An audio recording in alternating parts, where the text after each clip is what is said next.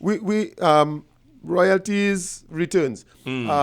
There's the patent of the Japan that was done some years ago, and we have written to Corporation Seoul, Minister of Finance, whoever.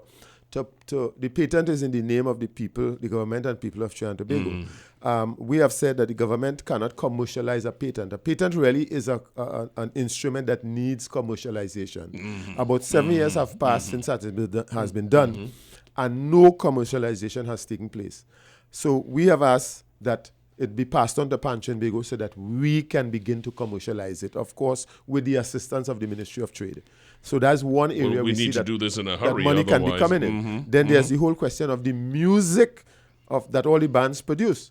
Music is played all over the world, and we have to ensure that we have the proper treaties in place so that when the music is played in all the jurisdictions all over the world, that the monies that accrue from that playing comes back to the organization and eventually not only to the organization but down to the bands. There's a degree of ignorance on that, and you may clarify it for me, because you hear a song being played by a band and you say, all right, we know that the composer of the song is going to get his royalty. What kind of royalty goes towards the artist, the band? Again, that is another difficulty. Let me give you the classic example. The classic example of where that is All Stars, Woman on the Bass. That is probably the most played song in Trinidad and Tobago as far as steel bands go. Yet still, All Stars don't get a cent from the playing of that. But Mr. Rez gets his money. Mr. Rez gets his money. Exactly. So those are some of the things that needs to be corrected. Now, and again, that is why a lot of the arrangers produce their own music. So when Bugsy does a piece with Phase 2, and Bugsy has been doing that from ever since the beginning of Phase 2, and Ray Holman, who started the idea many years ago, and you have All Stars, and a lot more arrangers composing their own music for the bands. Some people complain, why they ain't playing a calypso? It's not that they don't want to play. As a composer, they get their royalties. Exactly so. Until and unless the legislation is set up so that when a steel band plays the song of a calypso, that some of the neighboring rights, the monies that would come from there would go back to the steel band, to the performer. Then we still I got a small window here. Byron Serrette is with me. I've got just 2 minutes with him, but we've got to get to Savannah, fellas. We're getting there in a minute. Yes. But give me precedent, because that is going to be the issue internationally, or generally as it obtains now in the area of music, not particularly not the steel band situation we're talking about. If I had, for instance, Sting come and sing a Stevie Wonder composition, and Sting's song is played, what does Sting get from this?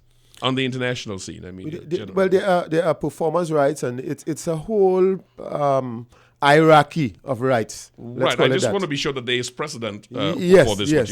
There's an hierarchy of rights. You have to get permission to do a cover, and there are percentages that you pay. That you pay on the international when you do other people's compositions. And there's a lot of money from that, guys. Don't think the penny means anything. And penny means a whole lot when you put it all together. Of course. All right. I got that. Let's talk about Panorama today. You're in the Savannah. Folks are up there already. I know folks who got up there from 8 o'clock. Some friends of mine, lazy people. Anyway, that's a jab.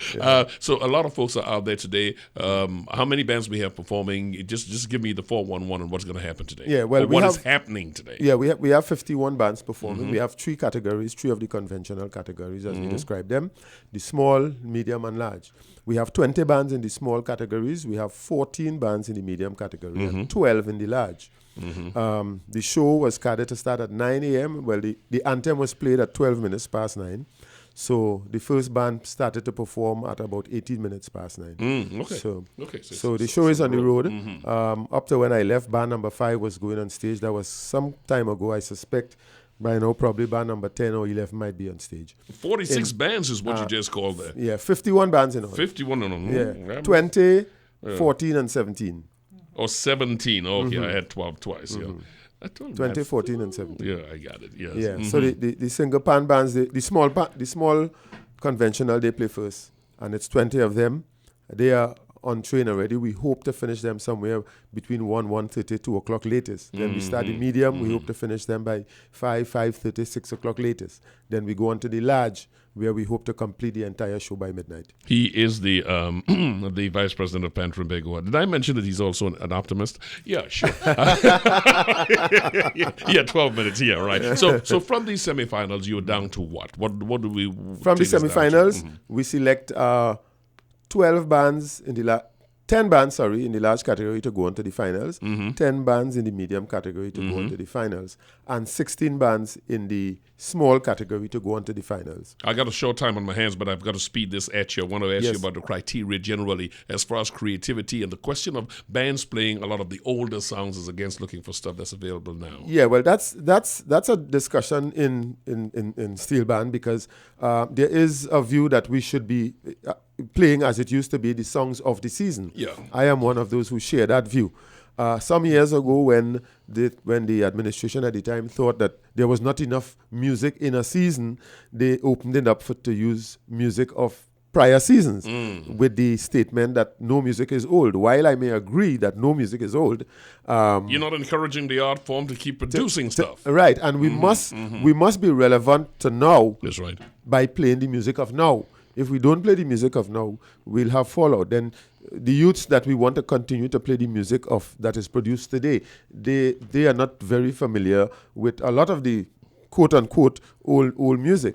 So I think we have to keep it relevant. So a lot of the larger bands generally play selections that are produced during this period of time.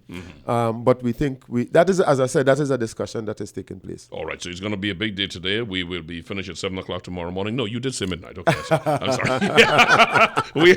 we are looking at 10 medium, 10 large, and 7 in the small band coming down. Anything else you want to pass out to those who are going up to the Savannah today, Byron? Well, Panorama, of course, it's a special day in the Carnival calendar. It is the day that signals truly the start of the Carnival season. So let me encourage people to go up to the Savannah. We have, as we say, 4 demographics. We have those who go to the drag, we have those who go to the grandstand, who go to the north stand, and those who go to the greens. By the way, I'm having that pass, so I'll be just everywhere. Everywhere.